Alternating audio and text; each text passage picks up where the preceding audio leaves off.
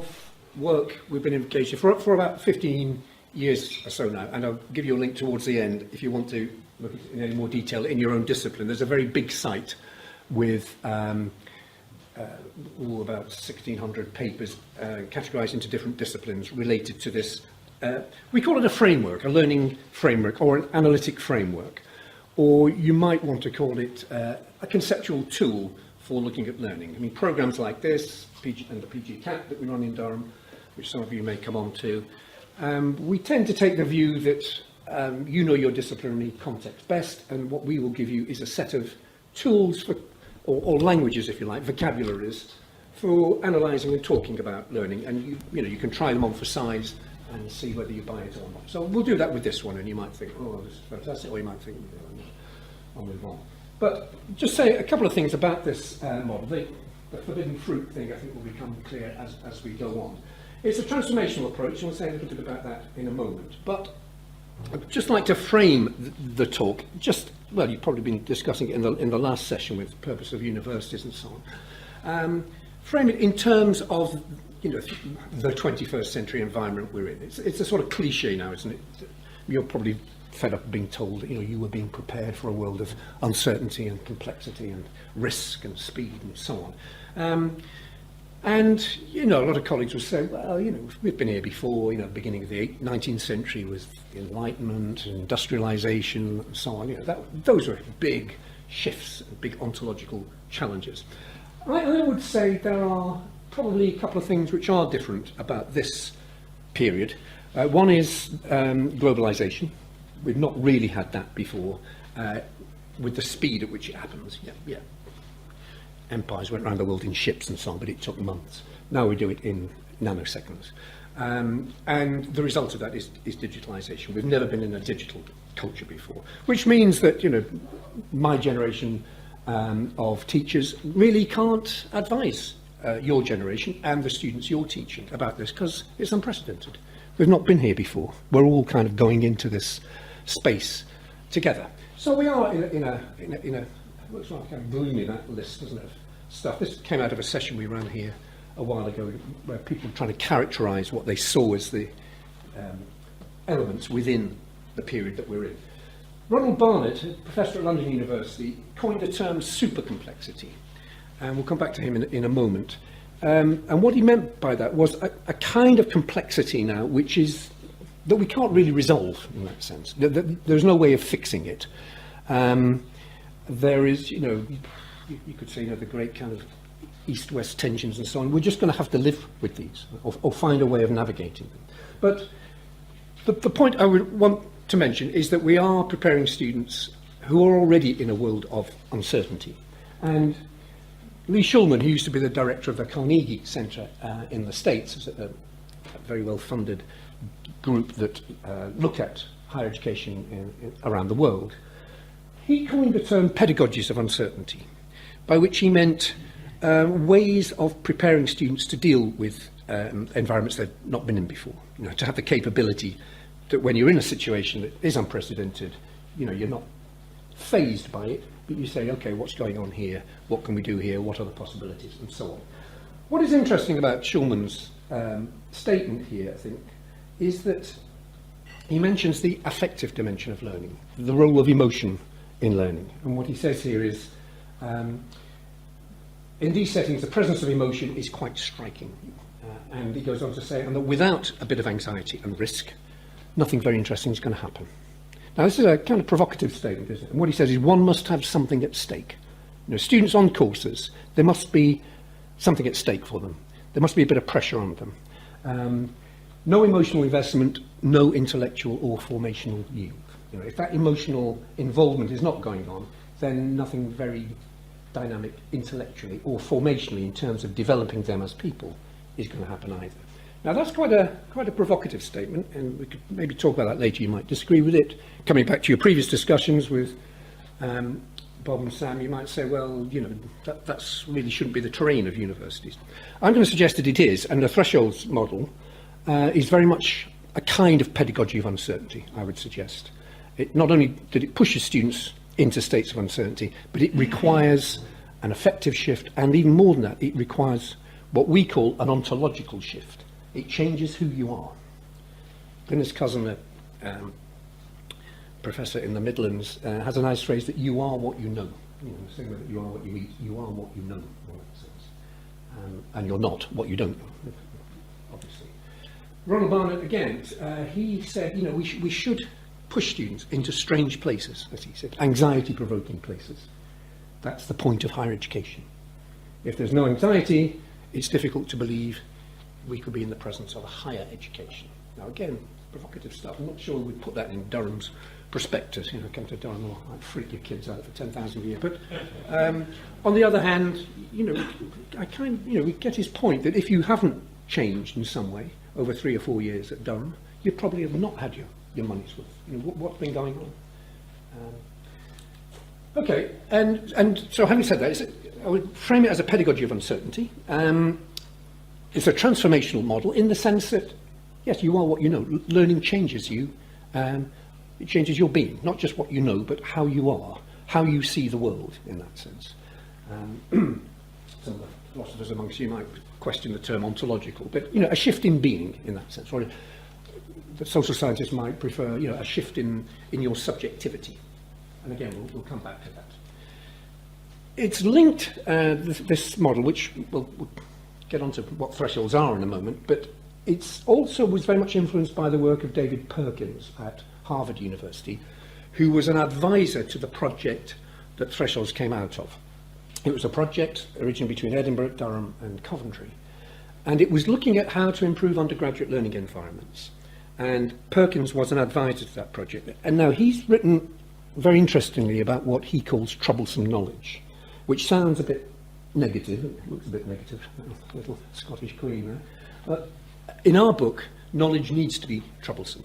Troublesome knowledge is a good thing in that it dislocates or it kind of ruptures students out of their prevailing way of seeing things, which is a necessary part of higher education. When I was at Edinburgh, I used to pass this threshold every morning with a Latin inscription.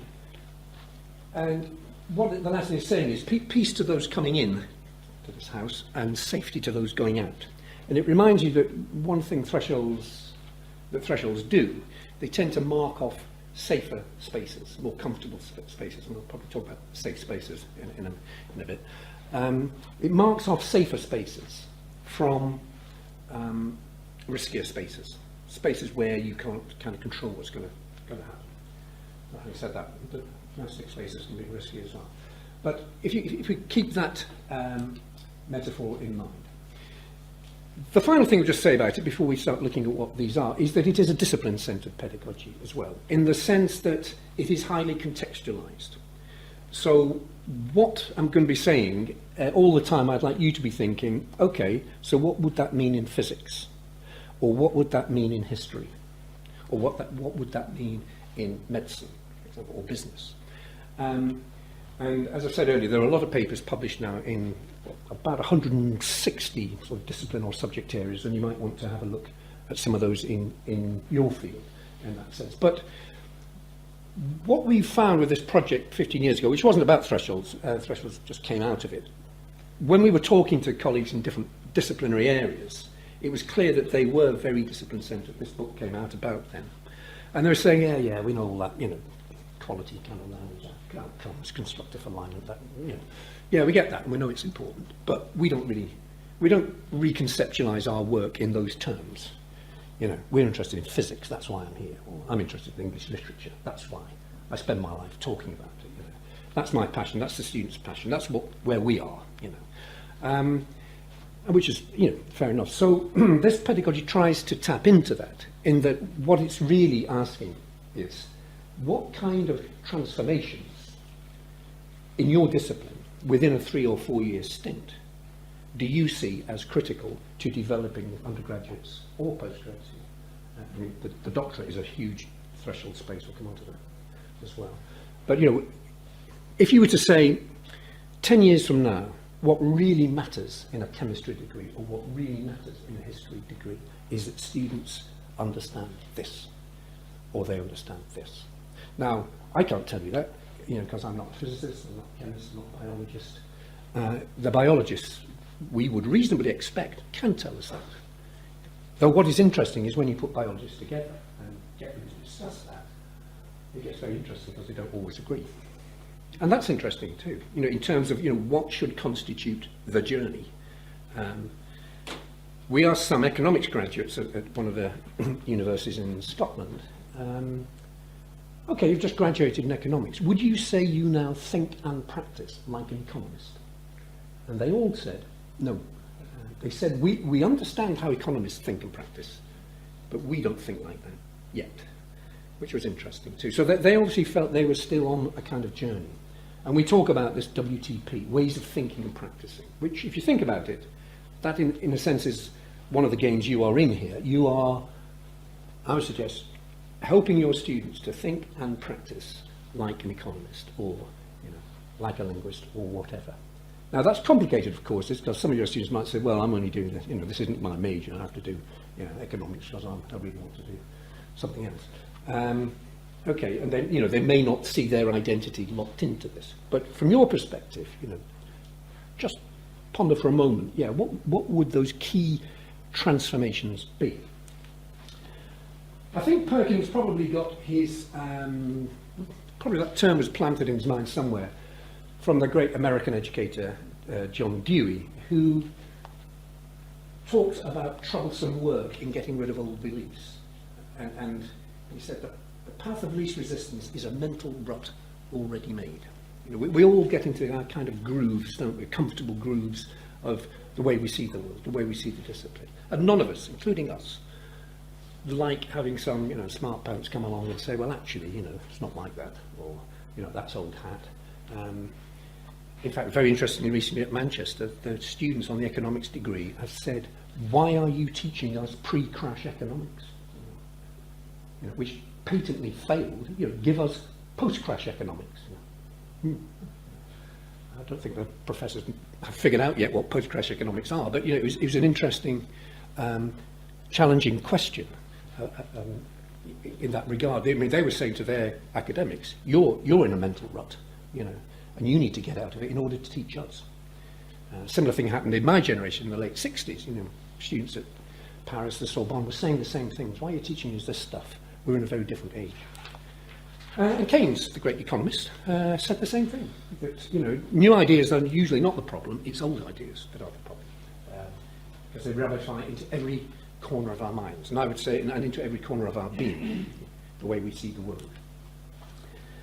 But you can probably see where this is going. This is not comfortable, is it? This is troublesome. It's troublesome work, as Dewey said. It's leading students to encounter troublesome knowledge. Bell Hooks, who some of you may be familiar with, feminist academic in the States, says her students often don't like her classes because she troubles them, really. My courses challenge them in ways that are deeply unsettling. This was particularly disturbing to me at the beginning of my teaching career because I wanted to be liked and admired, as we all do. We all want 4.9 on our module evaluation scores. But she was saying it took her a while to realise that's not really what it's about. That the rewards of engaged pedagogy might not emerge during the course, they emerge later. And this is something we found with the Thresholds research, that these transformations, they provoke a state of what we call liminality. We'll talk about liminality. But that process of liminality, being in a kind of in-between space where you're trying to move on from what you knew, but you haven't yet figured out what it is you should know, that can go on a long time. That can go on for years. If you think of your degree, what you didn't understand in your undergraduate degree, a lot of students, they finish a module, and we can't assume, all right, they've all got 52%, therefore they've got it. They haven't. If you get them to do conceptual mind maps, you realise most of them have got some of it, but probably very few of them have got the kind of expert understanding that you would like them to have and that you have. They're still in a kind of liminal state. They're still trying to piece it together.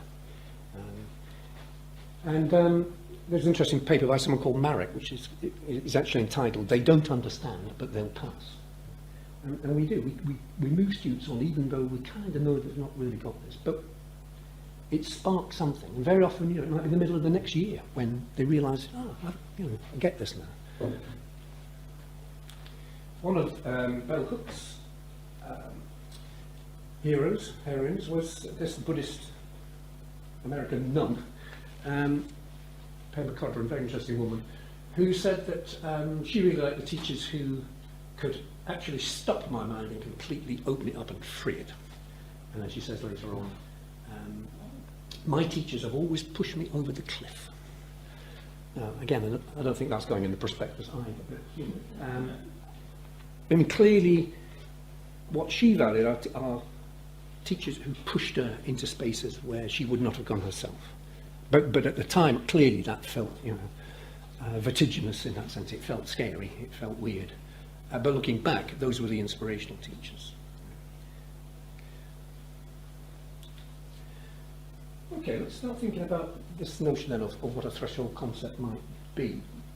One of our American colleagues, Leslie Schwartzman, wrote a chapter in a book of ours a few years ago, where she said she thought all real learning, significant learning, requires taking students into some kind of unknown space. Clearly, there's a lot of other learning that has to go on, information you have to gather. If you're learning music, you've got to learn the scales, you've got to learn notation, so on. You're learning languages, you've got to learn all the declensions and whatever. But what she means by real learning, transformational learning, the learning that changes people and makes them see the world differently, that kind of reinvents them. She says that usually involves some kind of rupture, some kind of dislocation from where they were before. Now, that view of taking students into an uncomfortable space, a slightly threatening space, an anxiety-provoking space, as Barnett called it, clearly is at odds with a very prevailing view now of students being constructed as consumers in that sense. And I'm not coming to say neoliberalism bad kind of thing. Neoliberalism is bad, but that's a kind of easy analysis, isn't it? We're all being neoliberalised and students as consumers, boo. They're paying our salaries in that sense. On the other hand, it's a kind of too easy assumption, is it, that students are consumers in that sense. I have colleagues who say, well, they're not consumers, they're the product. Or even some would say, they're not even the product, they're the raw material. I don't suggest you say that to your students, but I'm talking £10,000 a year, but it's right in a way. And what it kind of, well, again, what we do get in prospectuses nowadays, and what you see plastered all over buses and on the tube and Newcastle Airport and so on, is lots of happy people leaping into the air because they are so thrilled with the quality of the teaching that they're getting. They can't suppress their joy untold. I have to say, 40 years of teaching, I've never ever seen students, maybe it's because my teaching's not that exciting, but I've never seen students leap in the air like that. I had one student once who stood up in a lecture theatre and said, "Fuck!" And then he jumped out and he sat down again. I think he'd had a kind of a threshold moment, but it was quite inspiring. But they've never done this. But we know what this is about. Of course we want our students to be happy. Of course we want them to have a great time and so on. And university isn't just about passing your exams, is it? It is about developing, changing, making relationships. But this notion, of the student experience, I think, is interesting. And I think that is a kind of neoliberal development, or whatever we want to call it. There has been a change in discourse, certainly from when I first started teaching university. You just would never have thought of students as a market or as consumers. You probably would have laughed at that. But we used to talk about teaching and learning. A lot of prospectuses now, a lot of university strategic documents don't even use the words teaching and learning. They talk about the student experience, which is really a bit odd. Except if you think the student experience is something that can be commodified and advertised and sold in a sense. Come to Durham, you'll have a wonderful student experience. And they do. At the colleges, they have a great time here. I think this is a really good university. But you can't commodify transformational learning in that sense.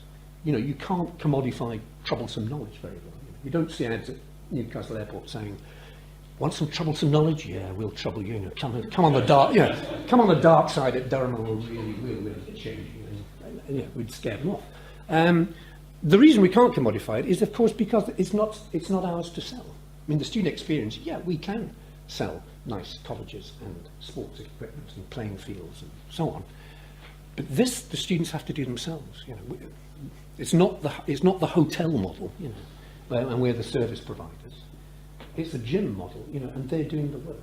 We can give them the kit, the tools, the space, but they've got to do the work. They can't pay their 10,000 quid to this fancy gym and say, why am I not sort of beautiful? They've got to do, the transformation involves them. So, this notion of, higher education as a kind of lifestyle, as opposed to some kind of transformation, is a very real tension. And probably during today, probably we talk about this in the white papers. This tension riddles through that white paper, which is all about creating markets, and it's about selling student experiences at different prices and so on, and competition. So that, I would say, is a problem, because in its worst scenario, it can represent learning as kind of non-problematic. If you pay enough, you'll get it. I read just last week that there's a new business PhD that they're offering at Cambridge, the cost of which for 3 years is £240,000.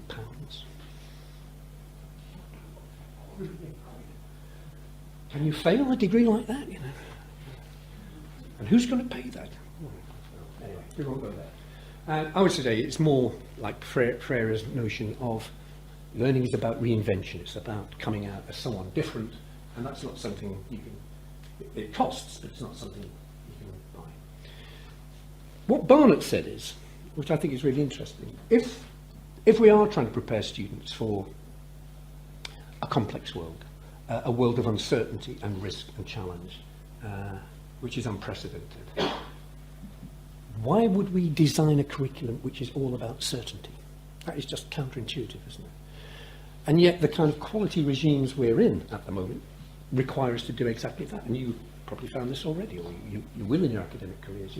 Everything now has to be very carefully calibrated in terms of outcomes, results, quality criteria and so on. And that's a good thing. I mean, when I was at university, there's none of that. And you had to have a clue what you were doing the assessment.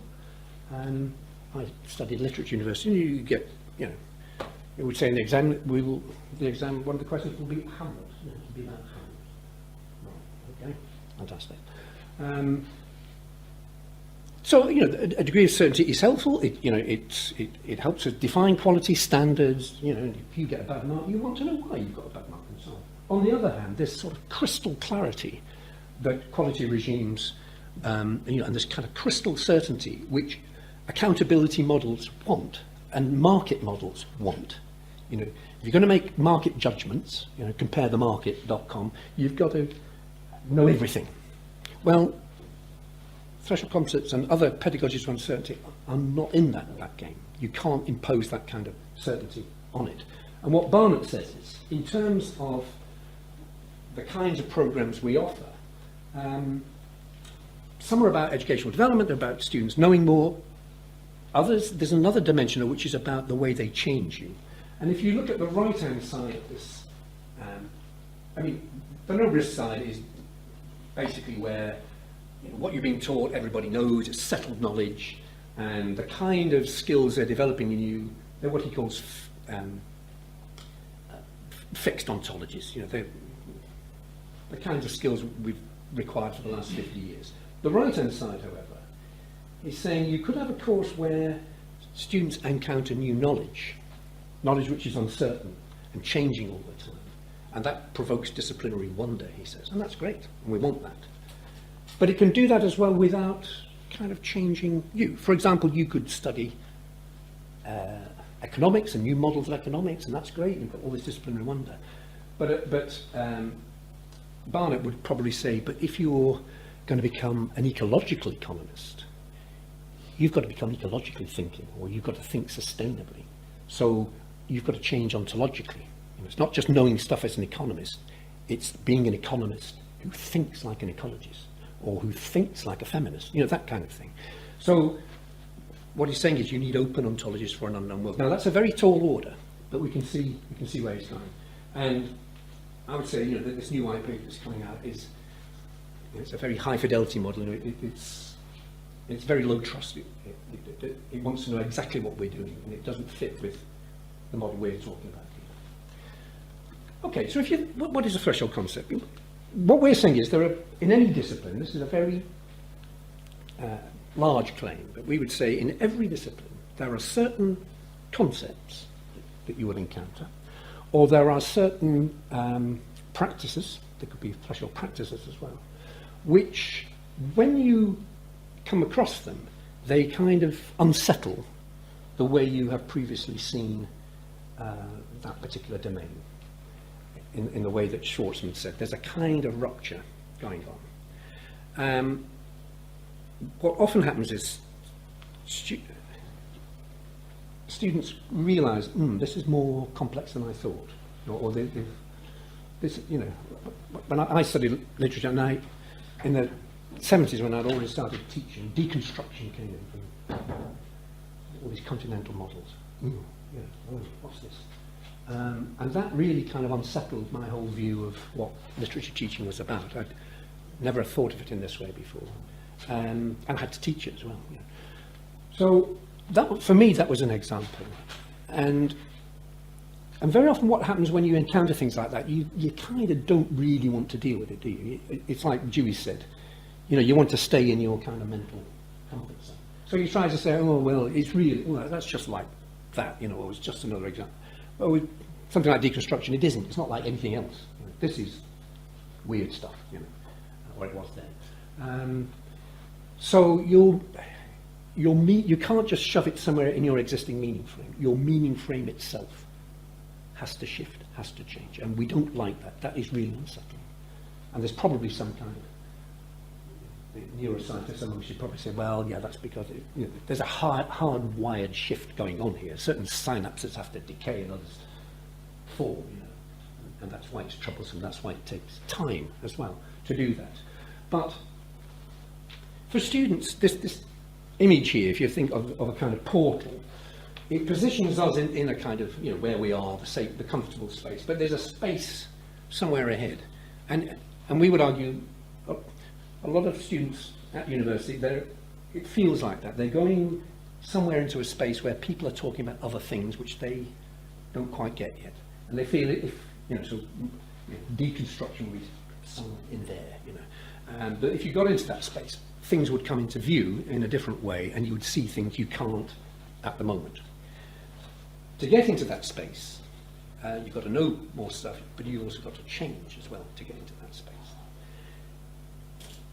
And as Sanchez says, to go anywhere, you must also leave where you are, which is kind of obvious. That a lot of students don't want to leave where they are. A lot of academics don't either. The other thing about this portal model, if you think about it, is there's a kind of in-between space, isn't there, here, where you're kind of neither here nor there. You're in a kind of transitional space. Now, the Latin term for that is limen, L-I-M-E-N. Which means a threshold in Latin. So liminality, when anthropologists talk about liminal spaces in rites of passage, like adolescence would be a kind of liminal space between childhood and adulthood. And that's a troublesome space, isn't it? You know, letting go of childlike ways of seeing the world and adopting adult-like ways of seeing the world, that's not comfortable. No one likes doing that. And what you often get is a kind of oscillation in that space.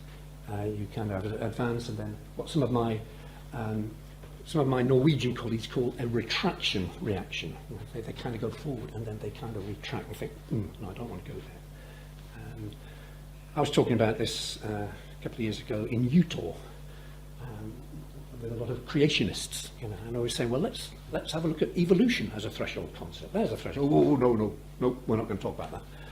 Well, why not? No, because we don't do that. Doesn't exist. Well, all right, okay. I mean, evolution is, you know, a kind of threshold concept that children learn at school. You know, it used to be at university. But if you think of evolution as a threshold concept, that is unsettling, isn't it?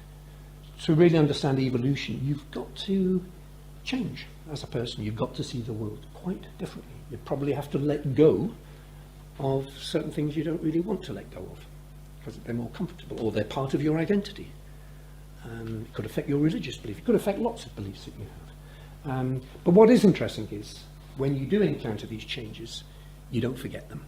You know, with evolution, you don't say, "What was that stuff we did 2 weeks ago? You know, undermined all my beliefs. You know, and just screwed up the.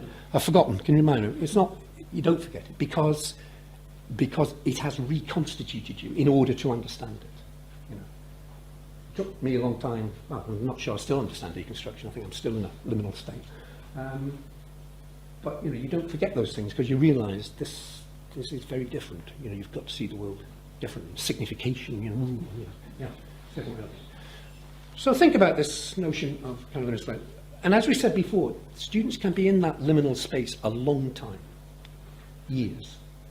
I met an American economics professor who said he would bet big money 70% of his students on graduation didn't really understand 70% of the conceptual content of the course they've just passed.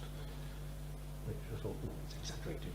And then I spoke to economists here and I said, maybe 60%.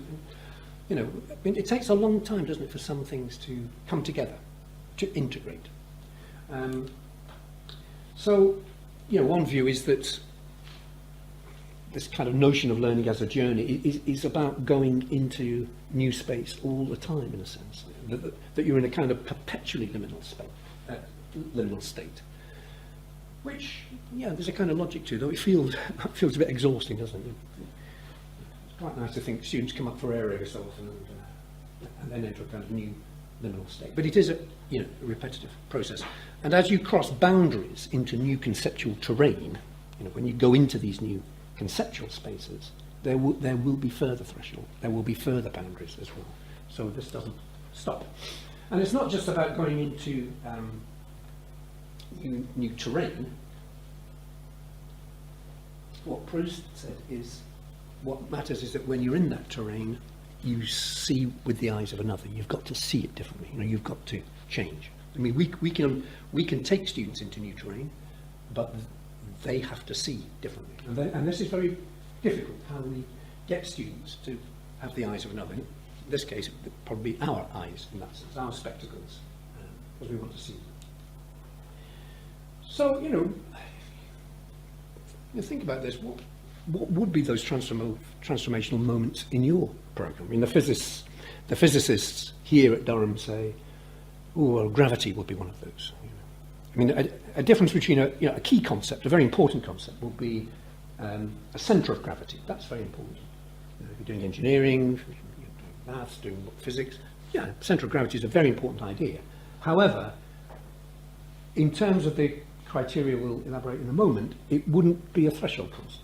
It doesn't require this shift in self and so on. It doesn't necessarily take you into new terrain, whereas the physicists say understanding gravity does. It changes everything if you understand everything. Or people say gender theory. Gender theory would be a good example. You know, if you understand gender theory, it doesn't just change, you know, your course, you know, studying history or literature or whatever, economics, sociology. It changes the way you see your own history, your own relationships, the society around you. You then see the world with the eyes of another. And if any of you have seen the old movie Educating Rita, that's a very interesting example of someone going to, it's about a young hairdresser going to university to study literature, played by Julie Walters, the comedian. It's a very funny film. It's also a very moving film, very serious film.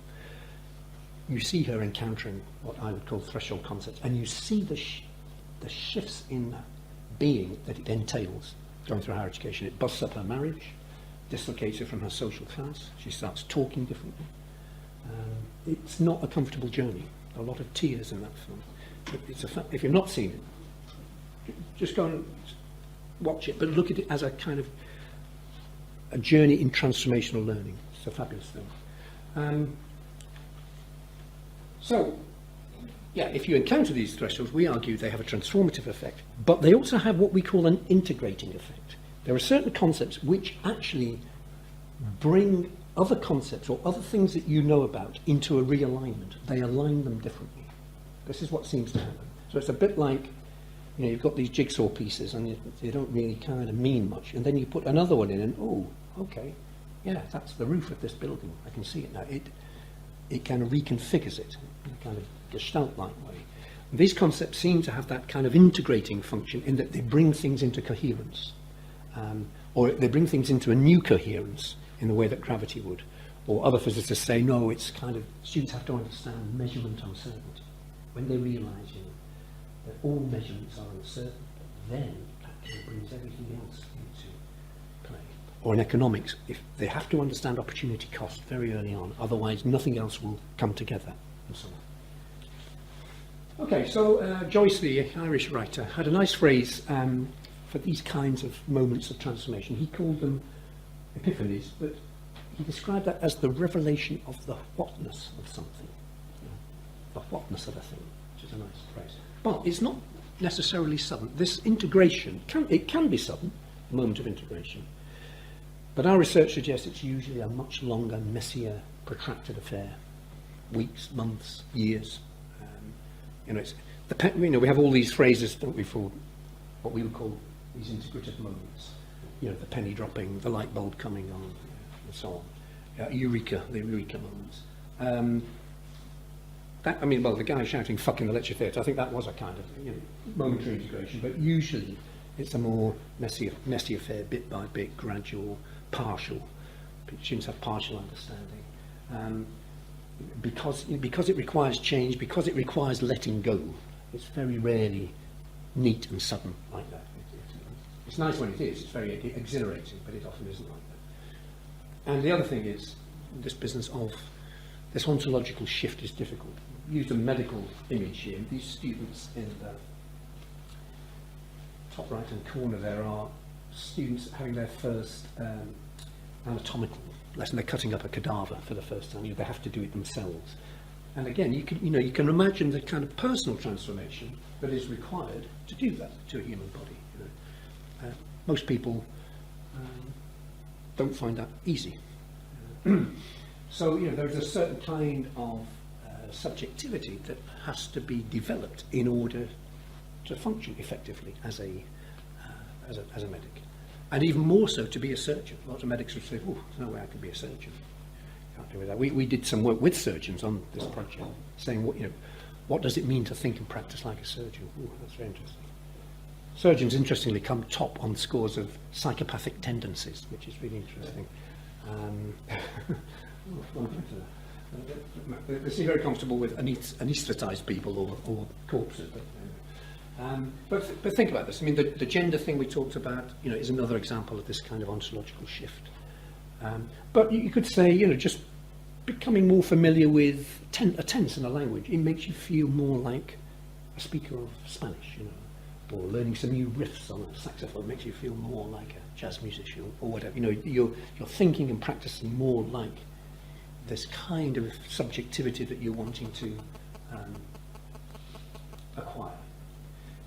But this liminal phase is interesting because when you interview students, and I'll show you a clip in a moment, about where they are, the kind of language they use, there are certain terms that kind of signal very clearly that they are in this in-between stage, and things are not clear, and then they're unsettled, they're clearly unsettled. They often use the term lost, and it does very often feel like you're losing stuff rather than gaining. Even though they're learning, they often say they feel they've lost everything, and it can be very dispiriting. They need a lot of support. James Atherton, a lecturer at De Montfort University, who sadly died a couple of months ago, he wrote a very interesting paper called Learning as Loss. And of course you are losing something. You know, you're losing that previous way of seeing the world. You're losing that previous version of you, in a sense. You know, you're now in kind of, you know, version 2.0 of yourself, and that's. I mean, here's a student. I'm involved in this Transart project in Norway with architects, very interesting people, and this project is about trying to create a new generation of architects who will transform architecture and make better environments for it to live in, because they feel they've kind of messed it up in the past. Now,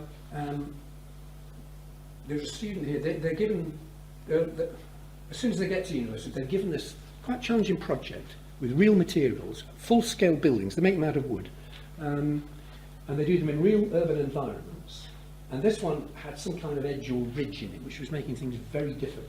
And the student had to kind of resolve it, and he was getting he could kind of figure out what he was meant to do. And he said, well, you can look at the language here, the feeling of not being clever enough, not having control, frustration, stress.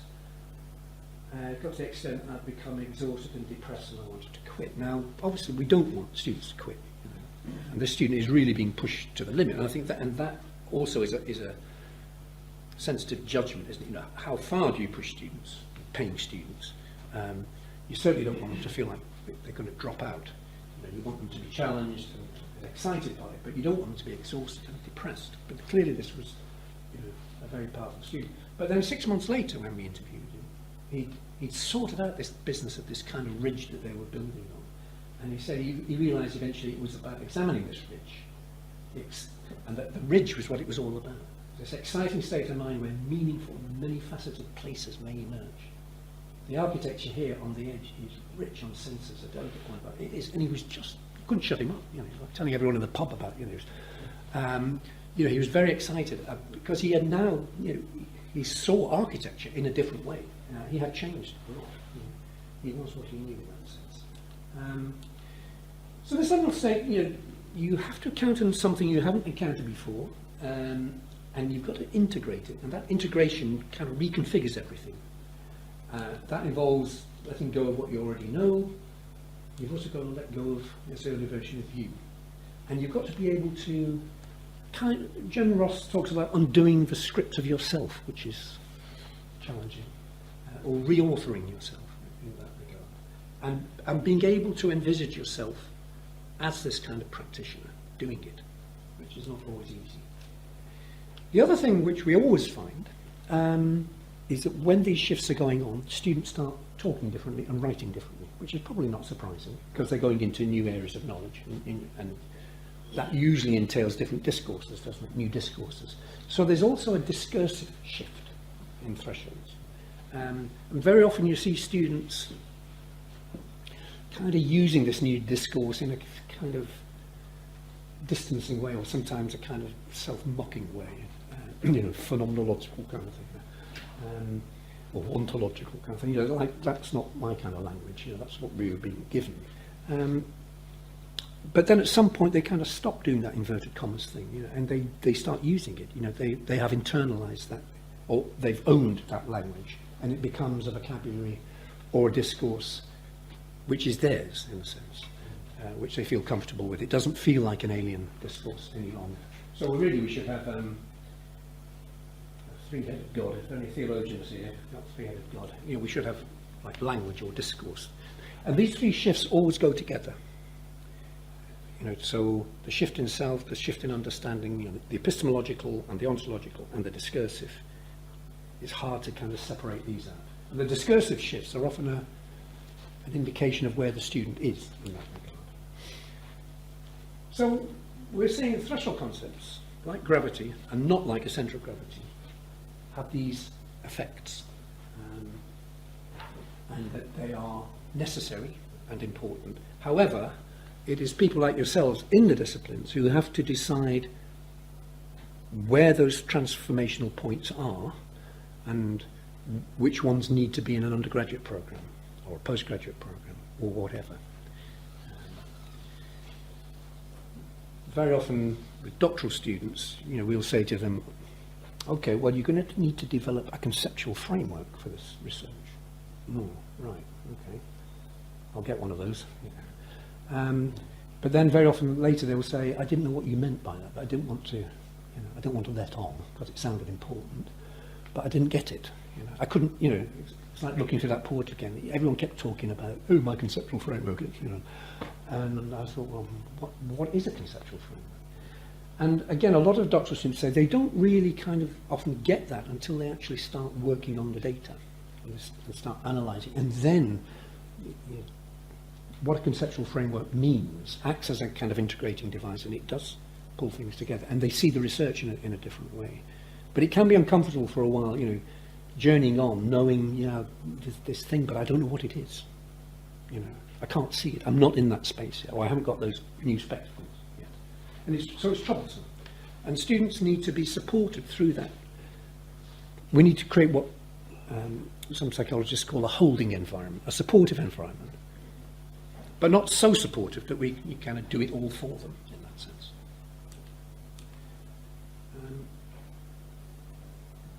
Sometimes use this little medieval image of the Garden of Eden in the Christian and Jewish Bible. It's actually this projector's kind of squashed it a bit. It should be a bit broader. It's a kind of rather uterine womb-like shape in the original. The original is very small, medieval painting. And I'm not using it for any religious purpose here, but as a kind of allegory here. It's a very protected space. It's a kind of womb-like space. It's also a bit like a medieval walled city, and and the figure of God is there as a protective figure. It's a safe space, and it's a repetitive space. The days are the same, and things are okay until the serpent comes. And interestingly, all cultures have creation myth, and a lot of them have this serpent figure in it. And the serpent often gets a bad press in the West, but the serpent for us is a very interesting figure because it's the serpent who brings the change and the transformation. The serpent brings the troublesome knowledge and says to Adam and Eve, look at this, try this. And their response, is like a lot of students. Well, Eve is curious. What's this about? This looks interesting. But Adam is, do we have to do this? Will it be in the exam? Is it credit bearing? But they do engage with it, and it transforms them. If you look at it as a kind of little flickering movie, they're uncomfortable.